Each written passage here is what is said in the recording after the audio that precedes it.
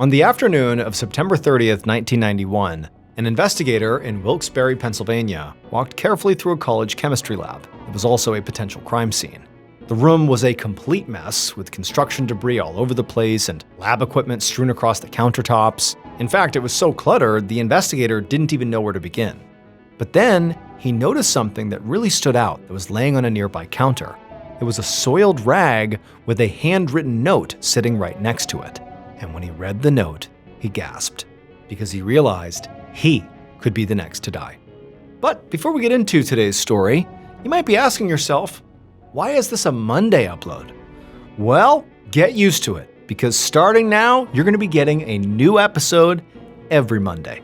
As mentioned in prior videos, I'm going to be uploading up to 4 new videos every week. So, if you're a fan of the strange, dark, and mysterious delivered in story format, then you've come to the right place, because that's all we do, and we do upload 2, 3, even 4 times a week. So, if that's of interest to you, please steal all the mail in the Like Button's mailbox, and then just go ahead and restuff it with expired pizza coupons and mysterious credit card offers. Also, please subscribe to our channel and turn on all notifications so you don't miss any of our uploads. Okay, let's get into today's story.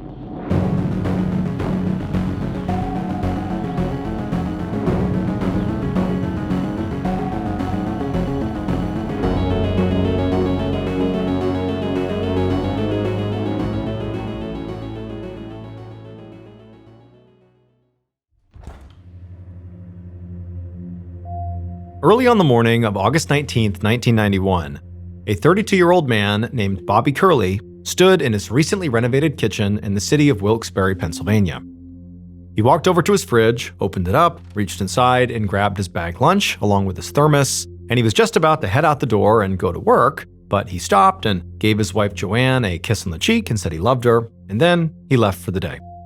So Bobby and Joanne had been married for a year, and they lived with Joanne's 4-year-old daughter, Angela, in a duplex in a working-class neighborhood. Bobby was an electrician, and so he made pretty good money, but the Curleys were by no means rich. However, Bobby knew that that actually might change soon, because Joanne was on the verge of winning this big court settlement. Joanne had actually been married once before, but her husband had died in a car accident about 3 years ago.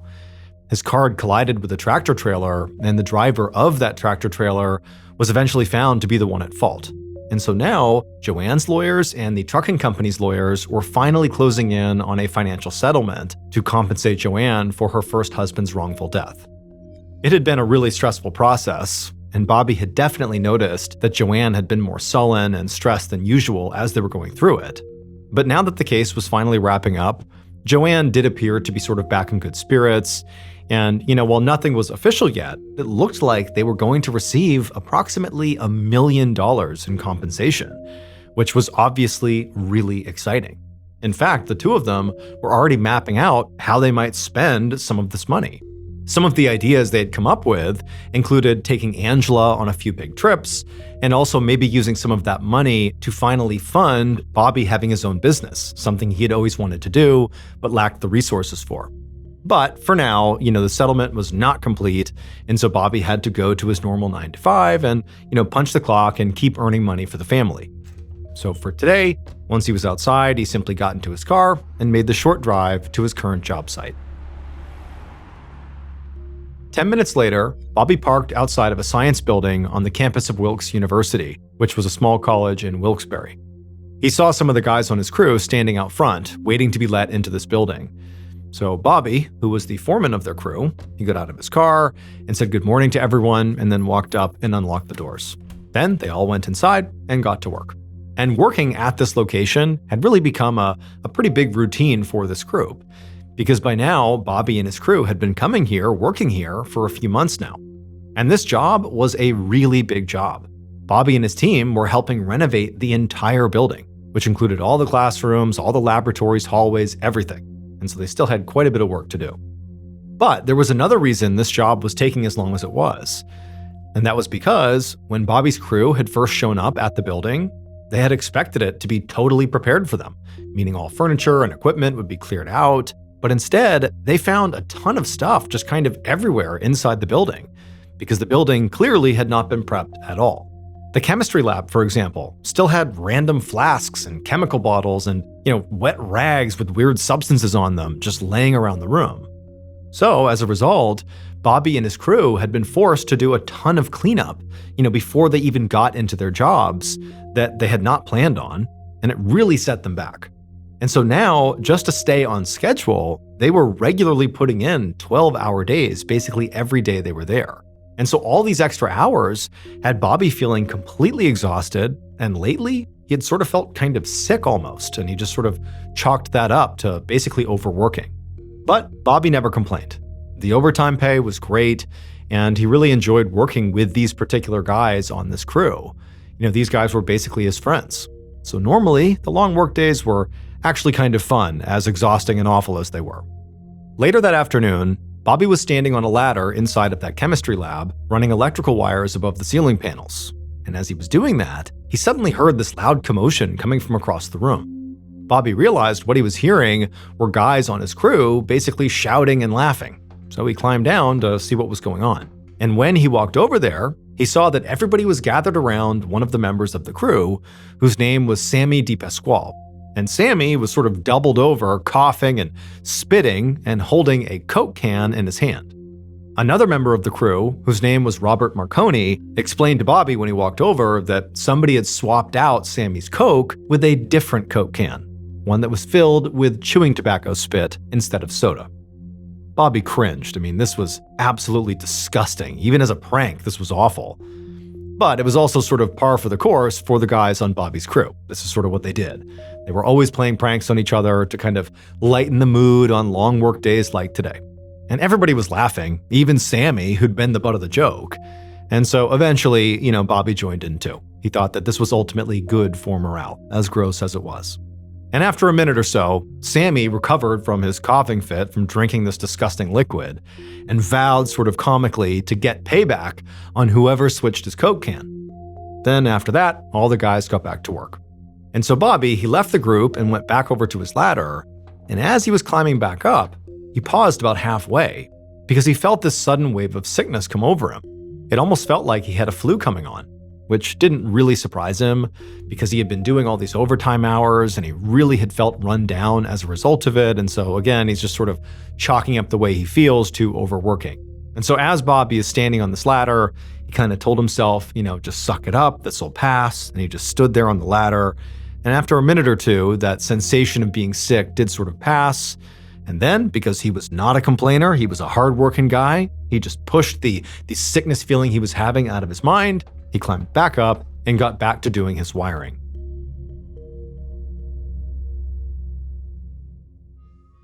But 4 days later, on the morning of Friday, August 23rd, Bobby felt worse than ever. As he made his way across the college parking lot towards the science building where his crew was still working, he felt like his feet were heavy and he was constantly short of breath. And then as the workday went on, continuing to run wires in that chem lab, Bobby got really sweaty and really hot. His coworkers noticed and kept coming up to him to ask if he needed to go home early. But even though Bobby totally did need to go home early and felt awful, he would just tell them nope, he was just fine. And so Bobby would manage to get through that particular workday. But then at the end of the day, when it was time to go home, Bobby felt so relieved. He could not wait to just get home, crawl into bed, and sleep. But by the next morning, Saturday morning, that heavy feeling in Bobby's feet had turned into this really intense burning pain that actually went all the way up his legs. And then his hands went numb. At this point, Bobby had to admit to himself that this was not a symptom of overworking. He was sick, like something was wrong with him. So he went to his doctor. But the doctor told him that despite what he was feeling, the symptoms were not that serious. Like it didn't appear that something was seriously wrong with him. And so ultimately, he just told Bobby to, go home and get more rest. That's what you need right now. So that's exactly what Bobby did. For the rest of that Saturday and all day the next day, Sunday, Bobby didn't do anything except lay in bed. But by that Sunday evening, Bobby still felt horrible. So he picked up the phone and did something that Bobby basically never did. He called one of his coworkers and told them that unfortunately, he would not be able to come to work tomorrow. When Bobby woke up the next morning, on Monday morning, the day he had taken off from work, he was in so much pain that he couldn't even stand up on his own.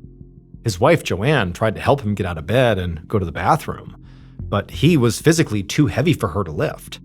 And so Joanne actually ended up calling Bobby's brother, David, to come over the house and help. But even with David there, who could now basically help move Bobby around the house, it was very clear to Bobby that whatever was happening to him was not some minor issue. Like, this was serious, and it clearly was not going away with rest like the doctor had said it would. And so at some point that day, the family called an ambulance, which came and took Bobby to a nearby hospital. But by the time they got there, the pain in Bobby's legs had gotten so bad that Bobby was literally periodically screaming in pain, and he also had begun to vomit. But after several hours of nonstop pain and nonstop testing at the hospital doctors came into Bobby's room and they told him and his family that they actually had good news. They knew what was wrong with Bobby, and it was treatable. They diagnosed him with something called Guillain-Barré syndrome, which is a condition where the body's immune system attacks the nerves and causes tingling in the feet and hands. But the staff assured Bobby that all he needed was a very specific medication, and then he would feel a whole lot better. Bobby was incredibly relieved, as was his family, and that day he began taking the medication, and quickly his pain became tolerable, he stopped vomiting, and before long, he actually felt good enough that he was able to go home. It seemed like Bobby had really turned a corner here, and that everything really was going to be okay. But within just a few days of being back home again, Bobby's pain came back even worse than before, despite still taking this medication. And he also began experiencing a new symptom. His hair started falling out.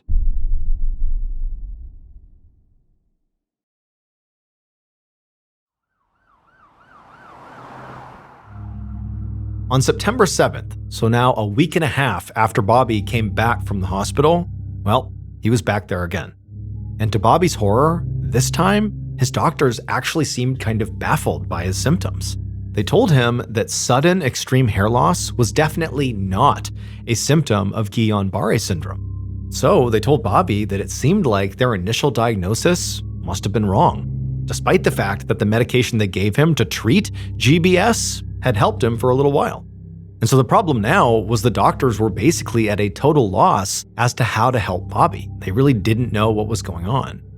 And so for the next 9 days, doctors ran test after test on Bobby, and all the while, Bobby's pain intensified so much and became so constant that he basically fell into this almost delirious state, like the pain was completely too much. And then eventually, all these doctors who ran all these tests came back to Bobby and his family, and they just told them that we don't know what's wrong. Like, all these tests did not provide any clarity, and so basically we can't help you.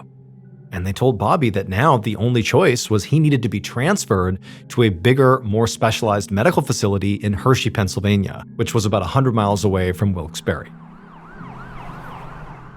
A few days later, a neurologist named Dr. Robert Brennan walked down the hallway of the bigger hospital in Hershey, Pennsylvania. He was heading to the room where his patient, Bobby Curley, was staying. And even from several yards down the hallway, Dr. Brennan could already hear Bobby screaming and cursing at the nurses. Ever since Bobby had arrived at this hospital, his behavior had gotten more and more unhinged.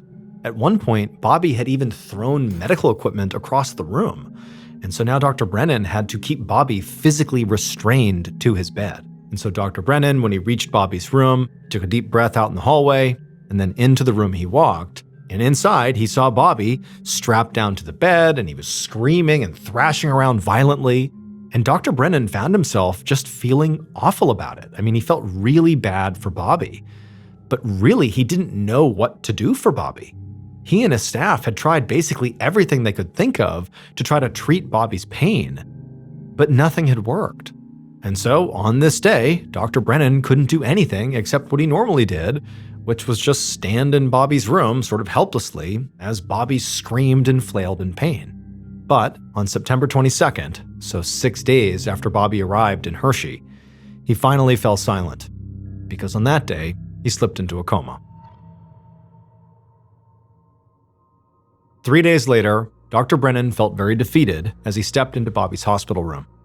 There, he saw 5 members of Bobby's family: his wife Joanne, his 4-year-old stepdaughter Angela, Bobby's adult siblings Susan and David, and Bobby's elderly mother Mary.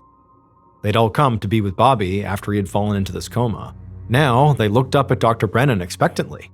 And Dr. Brennan, he took a deep breath and he said he had some bad news. New test results had come back, and now, based on those results, they knew what was wrong with Bobby. Dr. Brennan told the family that what Bobby was suffering from was something called thallium toxicity. And when he said this, Dr. Brennan watched the family for some kind of a reaction. But the family just stared blankly at him like they had no idea what that meant. So Dr. Brennan went on and explained that thallium is an extremely toxic chemical. In fact, it can kill anyone who touches it, ingests it, or even just inhales its fumes. And he told them that, this is really unusual because thallium is highly controlled in the United States. It's actually banned in household products. So this is not a chemical that, Bobby just could have accidentally stumbled upon. This is pretty rare. And so at this point, Dr. Brennan just paused and let the family sit with this new information. And the family, they looked at each other like, wow, this is awful, but nobody knew how to react. They just kind of looked back at the doctor, waiting for him to explain more. But when the doctor didn't say anything, Bobby's sister, Susan, just asked in a quavering voice, what can we do? At that point, Dr. Brennan just shook his head and said, unfortunately, there's no cure for thallium poisoning. 2 days later, on September 27th, Joanne stood next to her unconscious husband in the hospital, and she nodded at the medical staff that was gathered all around him. It was ultimately Joanne's decision whether or not to keep Bobby on life support. But with no hope of a cure, Joanne had ultimately decided that the best thing to do was to take him off life support. And so after giving the signal to medical staff, Joanne, her daughter, and the rest of Bobby's family, they kind of stepped back from the bed, and they watched as the staff walked over and removed Bobby's ventilator. And then Joanne had to watch as her husband took his final breath.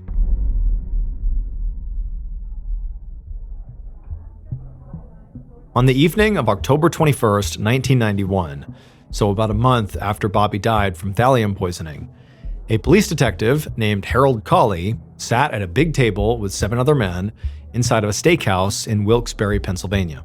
The other men were a mixture of coroners and investigators from all across Pennsylvania. Some were from the Hershey area, where Bobby had died. The rest, like Cawley, worked for the police in Wilkes-Barre, where Bobby had lived. The men were there discussing the investigation into Bobby's death, and they had been doing this for the past 3 hours already, because there really was so much to talk about.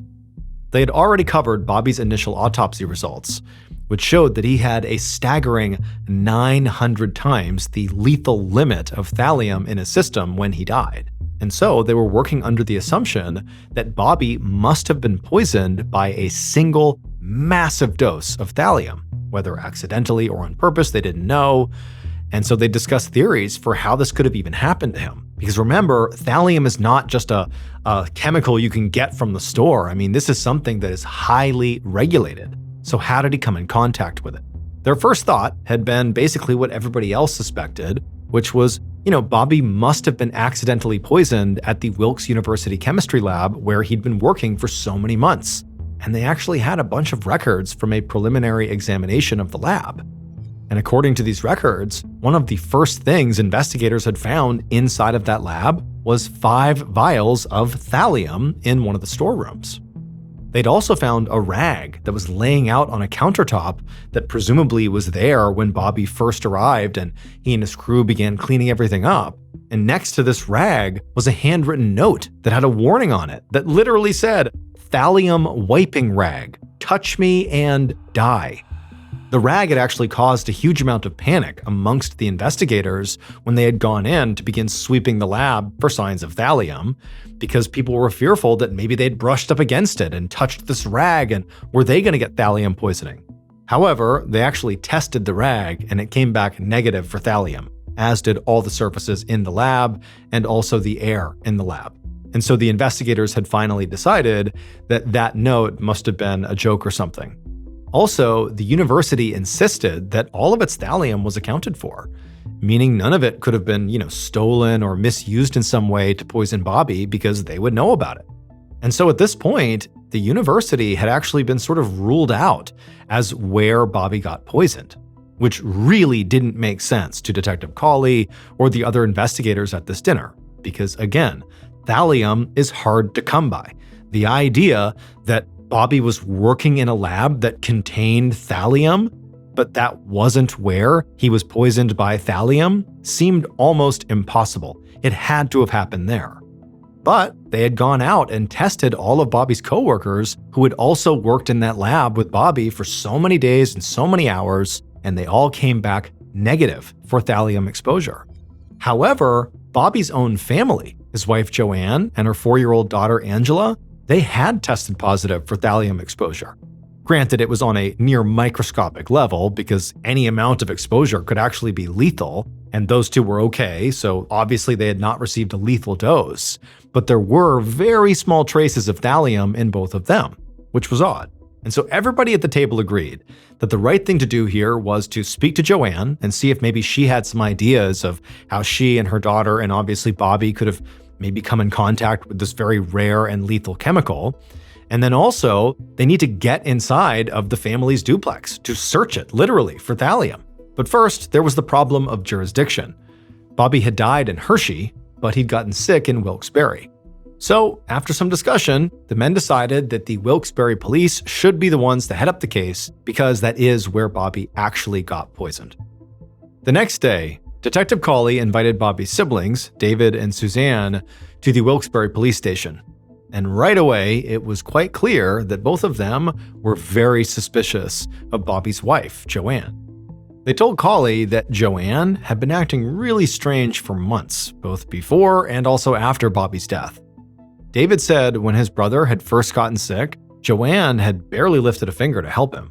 She'd called David to come over and look after Bobby, acting like she needed somebody strong enough to move Bobby around, which was true.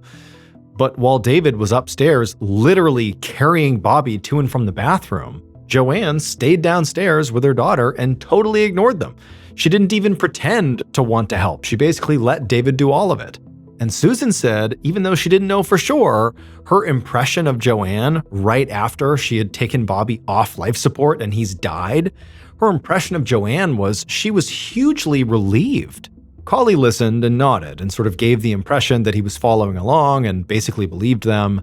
But inside, he wasn't really convinced that what they were describing was highly suspicious behavior.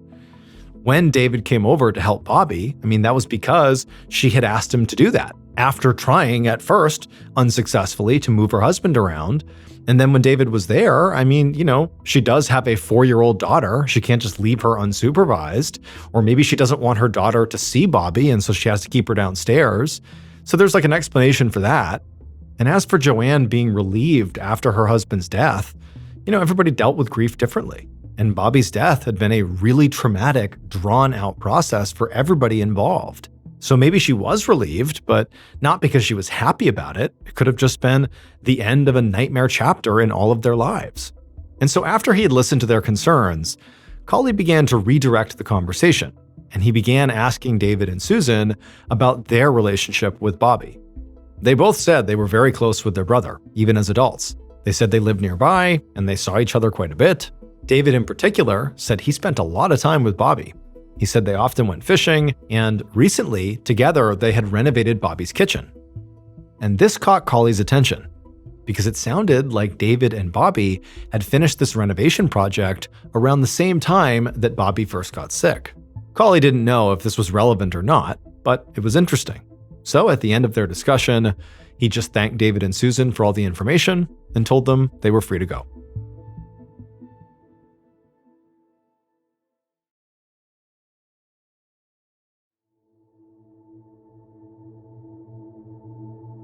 A few days later, on the morning of October 25th, 1991, Detective Cawley and 3 other investigators sat at an interrogation table in the Wilkes-Barre police station, right across from Joanne Curley, and the lawyer that she had brought along with her. Cawley didn't know what to make of Joanne yet.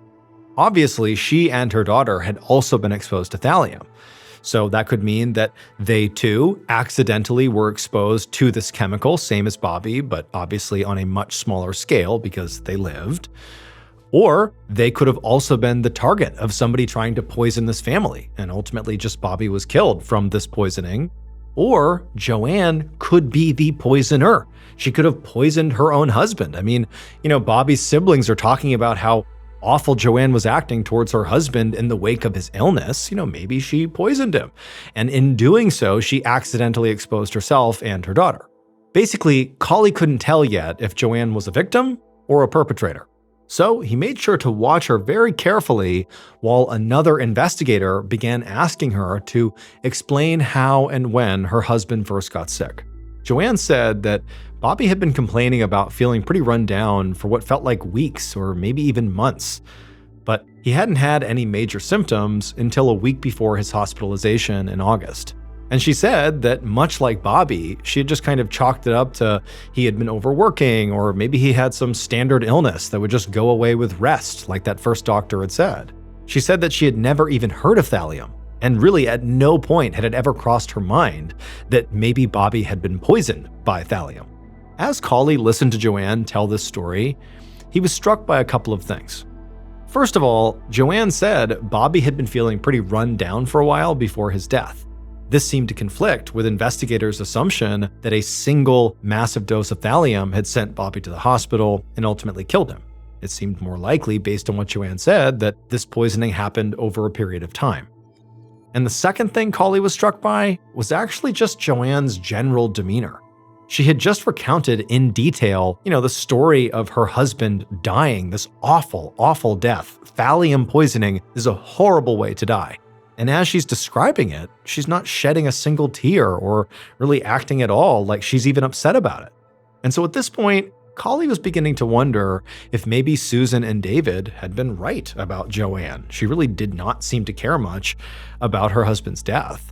And so what Cawley did is he stopped the other investigator and he leaned forward and he just asked Joanne point blank, how do you explain how you and your daughter were exposed to thallium? And immediately, Joanne had a story, a bizarre one. She said Bobby really liked to drink iced tea when he was at work. So every morning, she would fill his thermos up from this big pitcher of pre-made iced tea that she kept in their fridge. And so Bobby would take that thermos with him to work and he would drink the tea all day and then come home with the thermos. And some days when he would come back, Bobby had not drank all the iced tea. There'd be some left inside the thermos. And so Joanne said what she would do in that case was she would take the remaining iced tea still in the thermos and she would pour it back into the pitcher in the fridge, basically to salvage what was left of the tea.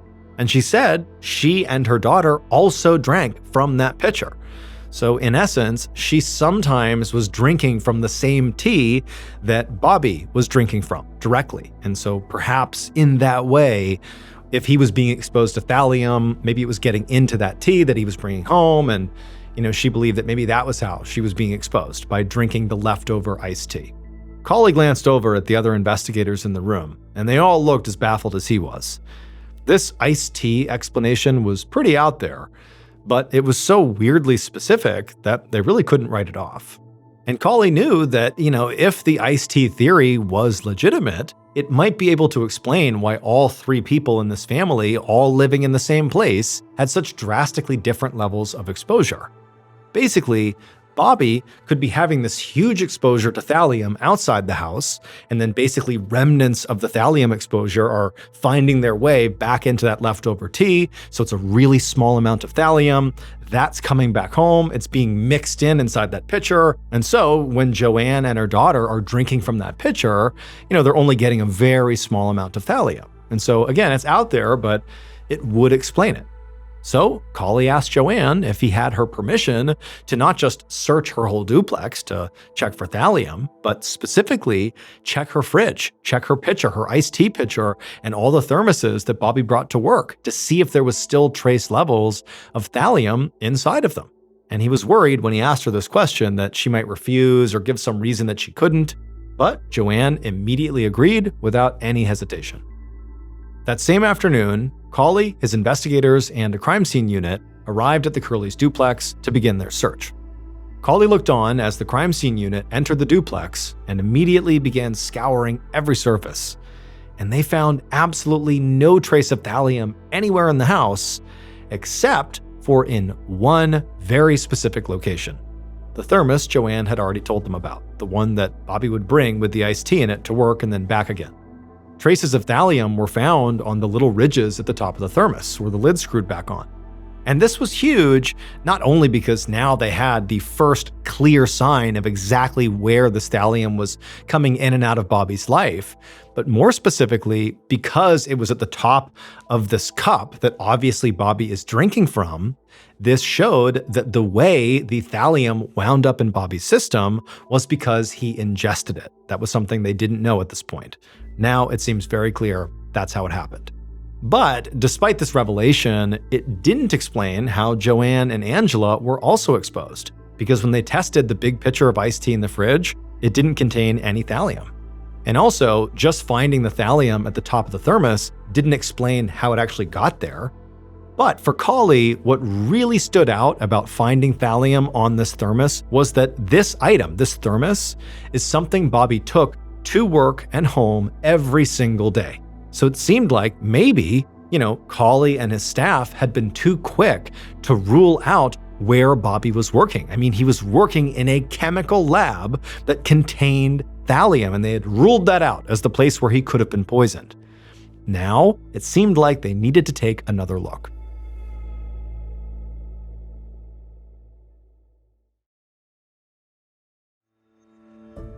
Seven months later, in late May of 1992, Detective Cauley sat at his desk, thumbing through the notes from all the interviews and polygraph tests that he and his team had carried out since the previous October. One by one, they had brought in all of Bobby's coworkers and grilled them about Bobby's death. And all of the coworkers had more or less said the same thing. Bobby was well-liked, and nobody they knew would want to harm him. Some of the coworkers did admit that they did like to prank each other a lot, but they said the pranks had always been, pretty harmless, and spiking somebody's drinks with chemicals was way, way beyond anything they ever did. At least, that's what all of them said. But two of Bobby's coworkers, Sammy DePasquale and Robert Marconi, had failed their polygraph exams. In fact, the polygraph examiner said those two had literally gotten the worst scores he had ever seen. So very quickly, those two shot to the top of Cauley's suspect list. And so Cauley had pressed both of them about whether or not they had pranked Bobby by putting thallium into his thermos. Maybe they didn't know how dangerous thallium was, but did they put something in his thermos? And they said absolutely not, they didn't do that. But Cauley didn't believe them, because he'd already heard about previous pranks that involved swapping out coworkers' drinks for things like tobacco spit. So what's to say they didn't put thallium in Bobby's thermos? It just sort of tracked. The problem was, Cauley didn't have any actual evidence that he could use to arrest either of them, especially since the university continued to insist that none of their thallium was missing from the lab. Now, Cauley knew it was possible the university was wrong, that maybe there was unaccounted for thallium, but he had no way to prove that. Cauley also felt pretty suspicious of Joanne and also Bobby's own brother, David. Joanne, for obvious reasons, was still suspicious. She had thallium in her system. She seemed oddly detached from Bobby when he was dying, kind of letting other people take care of him, and apparently was relieved when he was taken off life support. But even if Joanne had wanted to poison Bobby, it was really unclear how she would have gotten her hands on thallium. And then as for David, the reason he was sort of suspicious to Cauley is because he spent a lot of time with Bobby. And he also did that kitchen renovation with him. And so there's all these moments where he's alone, potentially handling chemicals with Bobby before he got sick. So basically, David had the opportunity to poison Bobby, but there really was no motive. And just like with Joanne, Cauley felt like, where would David get the thallium? That was the big question. Where is the thallium coming from? And so at this point, Detective Cauley was basically at a dead end and just did not know how to take this case, which was heartbreaking because earlier that day, he'd been informed that the district attorney had decided to actually shut down the investigation into Bobby's death. The case was officially cold. And so since Cauley could not revive it, all he could do was close the case file and stick it in a drawer.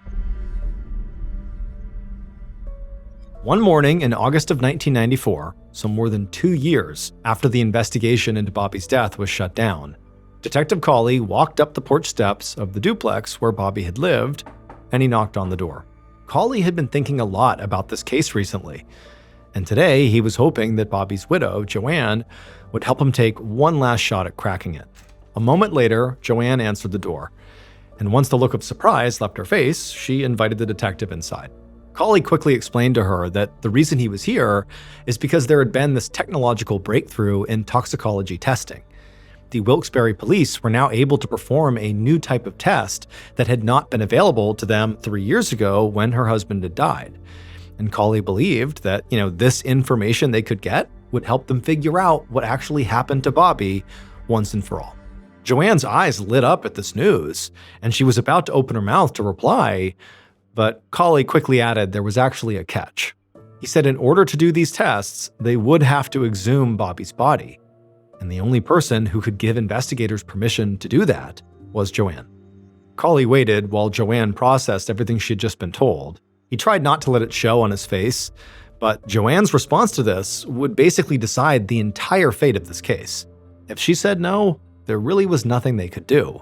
The evidence contained inside of Bobby's casket would be lost to them forever, which meant if somebody had intentionally poisoned Bobby, they would never figure out who it was, and so the killer would never be brought to justice.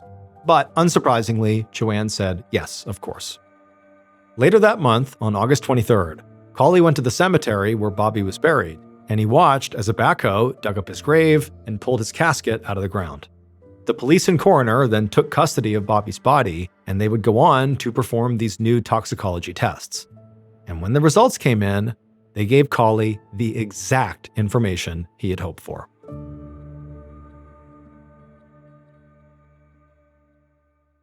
Based on the police investigation, and critically, those new toxicology tests, here is a reconstruction of what police believe happened to Bobby Curley.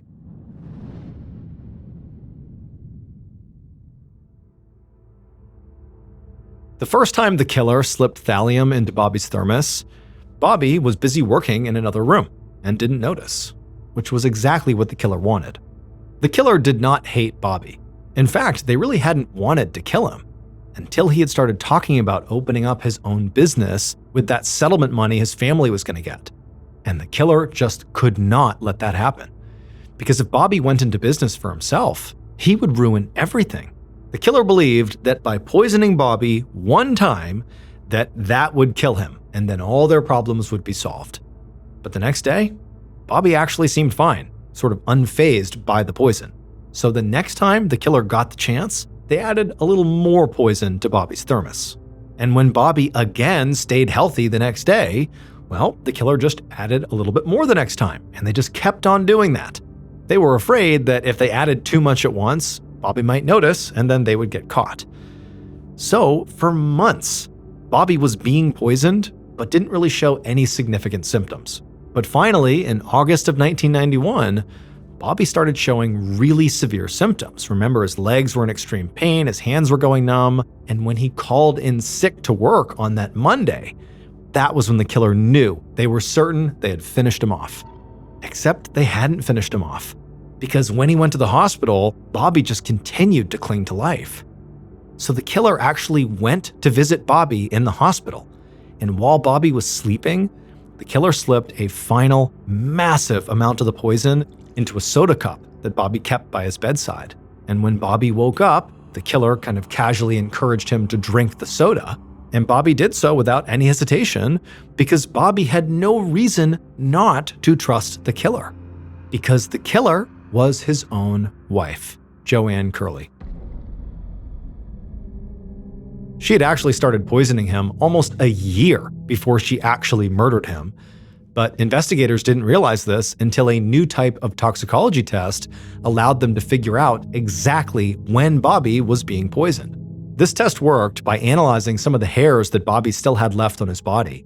Basically, every time Bobby was poisoned, a chemical marker was left behind in his hair. So as his hair grew out, the strands sort of became timelines that showed exactly when he had been poisoned. And when Cawley, through these tests, discovered that Bobby had been poisoned multiple times between October 1990 and September of 1991, these dates ruled out Bobby's coworkers and his brother David. The poisoning had simply started too early for David to be responsible and went on far too long for his coworkers to be guilty. But the timeline clearly ruled in Joanne. And when police began digging into why Joanne might have wanted to kill her husband, they realized she'd convinced Bobby to make her the beneficiary of his life insurance policy just days before poisoning him for the very first time. And so Joanne's motive was money. She did not want Bobby to have any of that financial windfall she was going to get from the death of her earlier husband, the wrongful death lawsuit where she was going to get $1 million, even though she kind of acted like, oh yeah, Bobby's going to use some of that to start his business. She didn't want that. She did not want him to have any of it. That was her money. So that was one motivation financially, and the other financial motivation was by killing Bobby, she would also receive the life insurance payout. As for where Joanne actually got the thallium, she would admit that she had used an old container of rat poison that did contain thallium that was manufactured in the US before thallium was banned in household products. On December 12, 1996, 5 years after Bobby's death, Joanne was finally arrested and charged with first-degree murder. Joanne ultimately pled guilty and so was sentenced to 10 to 20 years in prison.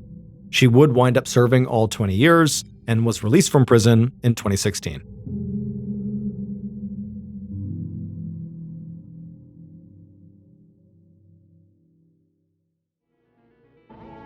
Thank you so much for watching. Let me know what you thought of today's episode in the comments. And remember, we have a whole playlist of true crime episodes ready for you to binge right now. So click here and give them a watch. All right, until next time, see ya.